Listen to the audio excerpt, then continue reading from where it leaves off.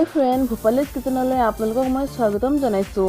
আজি মই বনাব লৈছোঁ আলু চাট আৰু আলু চাট ৰেচিপিটো চবেই খাই ভাল পায় আৰু বহুত টেষ্টি হয় আৰু সন্ধিয়া সময়ত খাই বেছি ভাল লাগে নহয়নে? তেনেহ'লে বলকচোন আমি চাওঁ এইবিধ ৰেচিপি বনাবলৈ কি কি বস্তুৰ প্ৰয়োজন হয় আৰু মই কেনেকৈ বনাইছোঁ এইটো।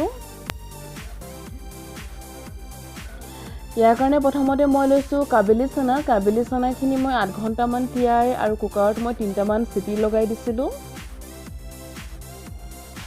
আৰু লৈছোঁ ইয়াত মই এটা ডাঙৰ সাইজৰ বিলাহীখিনি মই এনেকৈ সৰু সৰুকৈ কাটি লৈছোঁ।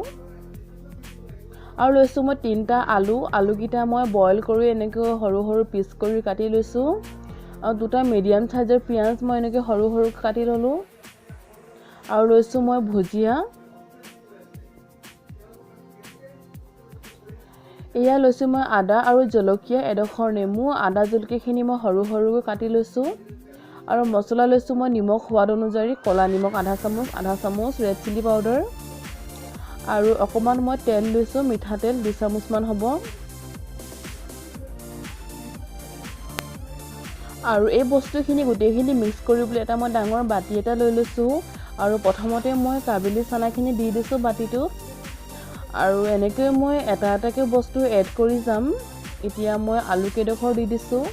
আলুখিনি এনেকৈ মই সৰু সৰু পিচ কৰি ল'লোঁ বইল কৰাৰ পাছত। আৰু এতিয়া মই এড কৰিছোঁ বিলাহীখিনি ইয়াত।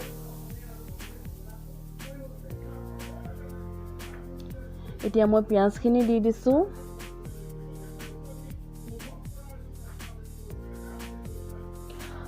আৰু এতিয়া মই ইয়াত মছলাখিনি দি দিছোঁ গোটেইখিনি যিখিনি আমি লৈছিলোঁ। আৰু এতিয়া মই কাটি থোৱা জলকীয়া আৰু আদা কেইডোখৰো দি দিছোঁ।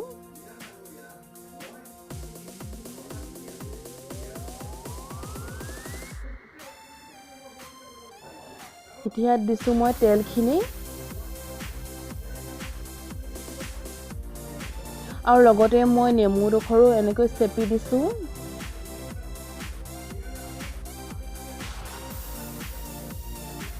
আৰু এইখিনি মই গোটেইখিনি ভালকৈ মিক্স কৰি ল'লোঁ এনেকৈ। আৰু এইখিনি মিক্স কৰাৰ পাছত ইয়াৰ ওপৰত মই ভুজিয়াখিনি এড কৰি দিম। আপোনালোকে ইয়াত যিকোনো ধৰণৰ ভুজিয়া ল'ব পাৰে। আৰু এইখিনি মই ভালকৈ মিক্স কৰি ল'ম।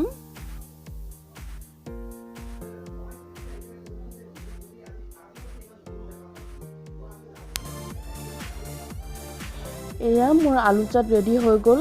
আপোনালোকে এইটো নিশ্চয় ট্ৰাই কৰি চাব আৰু কেনেকুৱা পালে মোক জনাব কমেণ্টত। আৰু এইটো খুবেই ইজি হয় বনাবলৈ, বেছি সময় দৰকাৰ নহয় বনাবলৈ। আৰু ইয়াত আপোনালোকে যদি কিবা বেলেগ বস্তু ভাল পায় তেনেকুৱা বস্তু এড কৰিব পাৰে। আৰু ইমান দেৰি মোৰ ভিডিঅ'টো চোৱাৰ কাৰণে আপোনালোকক মই ধন্যবাদ জনাইছোঁ।